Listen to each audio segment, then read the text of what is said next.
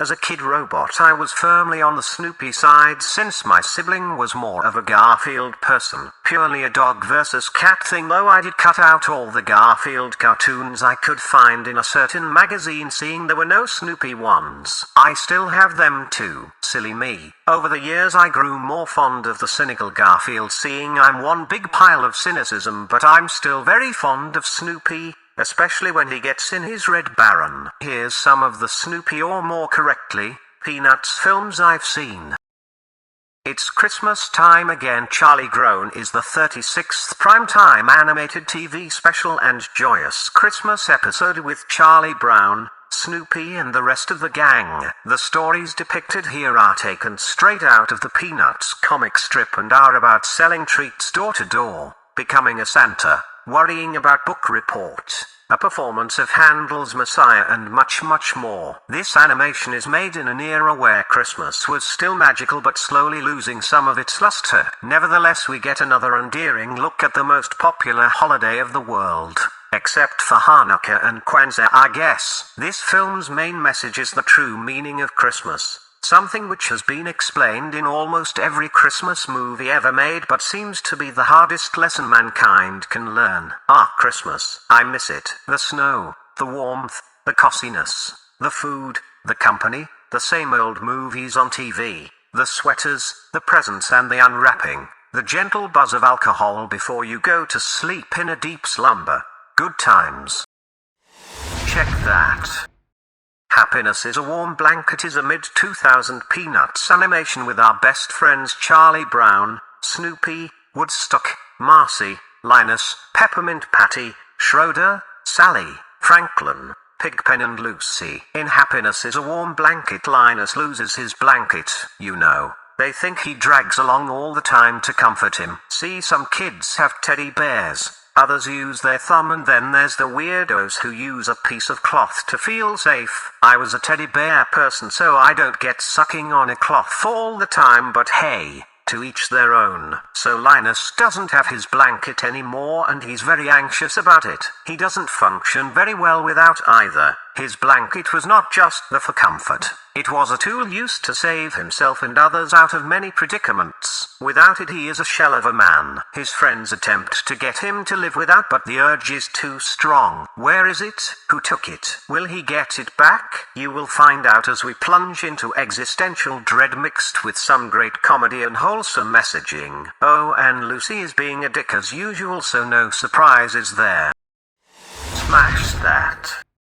Bon Voyage. Charlie Brown and Don't Come Back is the episode where Charlie Brown and Snoopy are going to France after being selected to switch places with some foreign exchange students. I don't know why France is so popular to visit. I mean, it's full of French people. Zing. JK JK. But it is what it is. So Charlie travels to France and Snoopy accompanies him, seeing he is the best person to guide our unfortunate friend. Charlie wouldn't be Charlie though if things weren't screwed up for him. And so it happens that the house, ominously called House of the Bad Neighbor, where he would reside in, seems abandoned. Yet there's a strange figure in the window. What could it be? Have no fear. Marcy and Peppermint Patty are here. For the imiters among us, that is the smart kid and the tomboy of the crew. And so Charlie Brown spends some time in a country that doesn't speak his language. Oh, he also visits London for a bit because making a whole show about France is too much to wish for. I mean, how are they going to fill those 30 minutes? With snails? Ow, sick burn. Just wait till you see me burn the Dutch. Bon Voyage. Charlie Brown is yet another wholesome,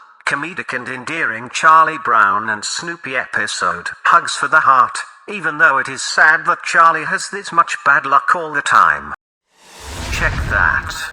Finally we get the Peanuts movie, a 2015 movie with the whole Peanuts gang. A full movie at an hour and a half with Charlie Brown, Snoopy, Woodstock and the rest of the gang. In this computer-animated film there's a distinct digital style with more colors and lighting than the previous animations, and I kinda dug it. This style has been used again later and it just works in my opinion. They still look the same like they always did, unlike many other reboots where they decide to change things. If I want fries, I want fries. I don't want cucumbers. Simple as that. In the Peanut movie, Charlie Brown gets a new neighbor, and wouldn't you know, the neighbor's kid is a cute redhead girl, which turns Charlie into a slobbering buffoon drunk on love. For the rest of the film, Charlie Brown tries to get into her good graces, but his lack of self-esteem and bad luck often prohibit him from doing so. Even Snoopy has a love interest, but he's a little bit more smooth about it. Plenty of other stuff happens in the movie that I'll leave for you to discover, but it's sufficient to say that this is a pleasant and lovely movie about how you are as a person, and that you don't have to be a big player to get somewhere in life. Does he get the girl? I know whether or not he will. I suggest you check out this little wholesome animated comedy to find out for yourself. Your soul will be thankful for it. Smash that.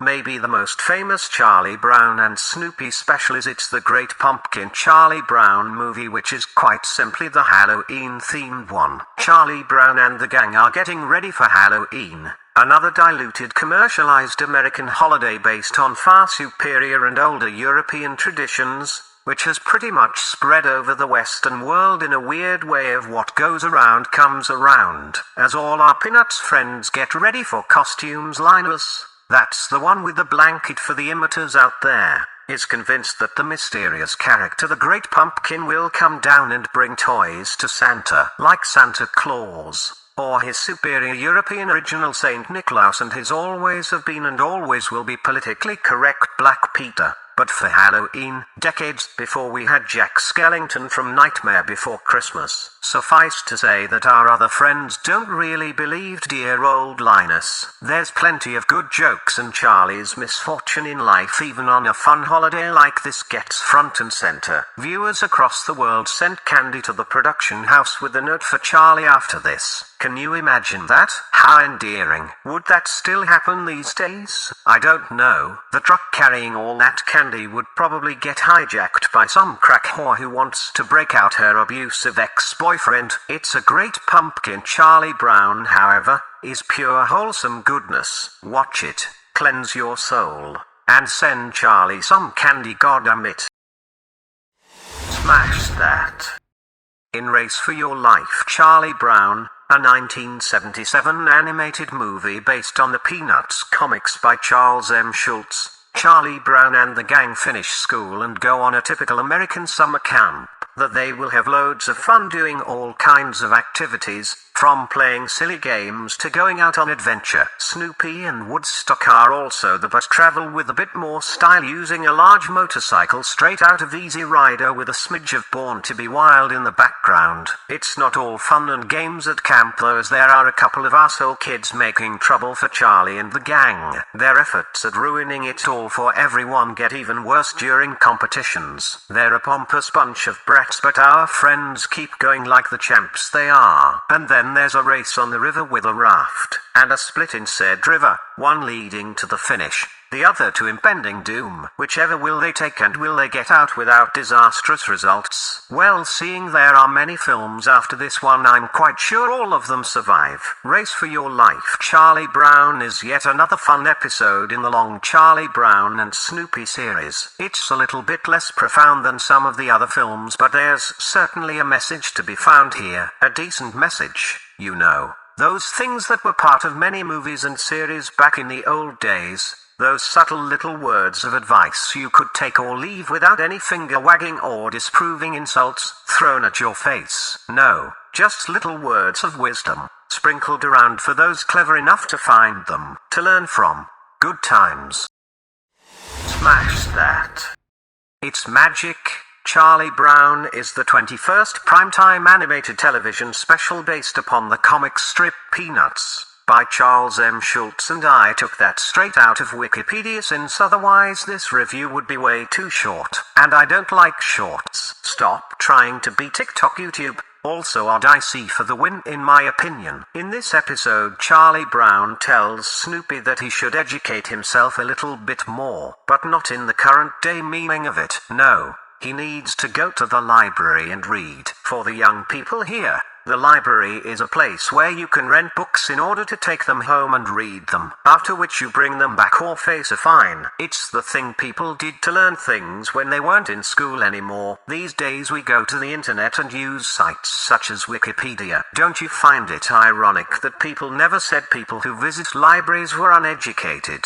Conspiracy theorists and others? No, reading a book someone else made which often also contained mistakes or obsolete information has always been held in a higher esteem than doing the same thing with a world of digital books and papers. Anyways, Snoopy brings back a book about magic and starts doing magic, and he gets so good at it that he even turns himself invisible. I bet he wouldn't be able to do that by learning stuff on the internet. What ensues is some funny scenes where an invisible Snoopy toys with the other chaps and even solves a running gag with Charlie Brown and a football. Too bad Charlie Brown's achievement falls upon everyone's deaf ears. Poor Charlie Brown. He probably believes stuff he reads on Wikipedia. Check that. Be My Valentine. Charlie Brown addresses one of the worst of the capitalist holidays, Valentine's Day. Yes, that day where people in a healthy relationship hand each other gifts, go out for dinner and have copious amounts of sex and love, all while those in an unhealthy relationship have hours of stress, possible arguments, mostly tears and perhaps a hard 30 minutes of make-up sex. People who are alone, however, have jack shit, unless they're one of those love-yourself people who buy themselves gifts on these days. Bunch of weirdos, or worse, pet owners who give Valentine's Day stuff to their pets. You.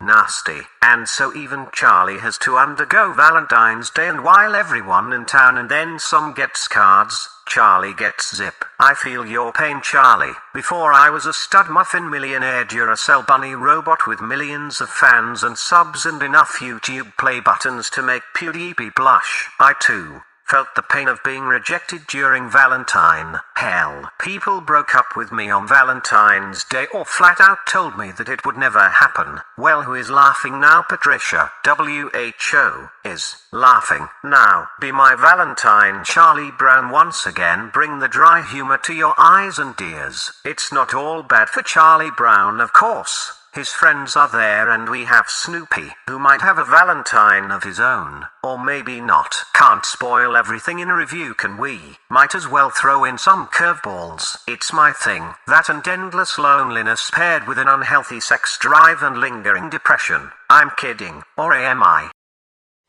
Smash that. One of the more recent films in the long Peanuts saga is Snoopy Presents, Lucy's School, an Apple TV product. Seeing Tim Cook decided to buy the rights to Snoopy and the gang, making it that they produce these films now. A few Tim Cook, go make another iPhone that looks exactly like the previous one except for all the things that are useful, which you will then sell separately at an extremely high price. Apple, my butt. Anyways, in Lucy's School, I know it all. Lucy is a wee bit tired of school. She wonders how long they'll be in school still, which is funny cause they've been there for over 40 years now, and has the genius idea during the first weeks of vacation to do the high school exit exam. She convinces the rest of the kids that this is a great idea and decides to become both their teacher and get out of school in one fell swoop. Unfortunately for her, being a teacher isn't all that easy. Will she learn her lesson? Will others learn a lesson? What is the lesson? Find out in this very enjoyable modern Snoopy episode, and this, surprisingly, without any of the current day bullshit pushed into it. It would be very easy, much like Sesame Street and Blue's Clues, to insert intersectional and other propaganda into Peanuts, but there's none. At least none I noticed. And jokes aside about Tim Cook and the suicide rate in his factories, we at least have to give him that. Keeping things pure is important. Not everything needs to change for current day standards, seeing those standards might go out of fashion sooner or later, and Peanuts has been around since the 1950s, so they must have been doing something right. Oh hell yes, they did. Check that. Snoopy Presents. It's the Small Things. Charlie Brown is yet another Apple TV Peanuts animation film. No Tim Cook rant this time, seeing we already did this in another review this episode. For the TikTok people, yes, the things you see on here are cuts from the actual Smash TV episode, which has 10 reviews/recommendations per episode. This is the 73rd episode of Smash TV, where it's the small things. Charlie Brown is the god knows how many th film with Snoopy, Charlie Brown and the gang. Charlie Brown is looking forward to the yearly baseball competition, which he has been losing for many years. This time, however, he will win and have his flag on the flagpole as the champion. In order to achieve this, he needs to train, cause there ain't no participation trophy in the Peanuts world. Sally, Charlie's little sister, wants to participate too, but she's a bit young and is put to the sidelines. Until, at one point, she discovers a dandelion, also known as horseflower, also known in Flanders as the piss flower, on the pitcher's mound. Sally falls in love with the plant and wishes to protect it, and finds herself, and the plant, in the center of attention. What lessons will be learned? Well, except for the environmental lesson, of course, according to some. And sure, a piss flower is part of nature, but it's a weed, like a mosquito. Nature needs to be protected, that's sure, but nature is also out to kill us every day. Maybe some more balance is required, because nature will kill you no matter how nice you are with it. The message in this film about environmentalism being pushed everywhere these days is okay though. It's not annoying and finger pointing. It doesn't ask you to stop eating meat and replace it with insects. It doesn't tell you to stop using your car to get places, or not to use economy class for your 1-week vacation a year. It doesn't even tell multimillionaires and corporations to be greedy and hollow out every single person and environment in this world, all in the name for profit. Cause in my book, corporations like Apple, fuck you Tim Cook, are a bigger problem than the sheep who follow the things they set up. But that's just me, and I'm just a robot. I'll be here long after. What? I run on batteries? Whack, but lithium mined by African children earning $2 a week. But how? Okay, wait, just wait. Who says this is? Check that.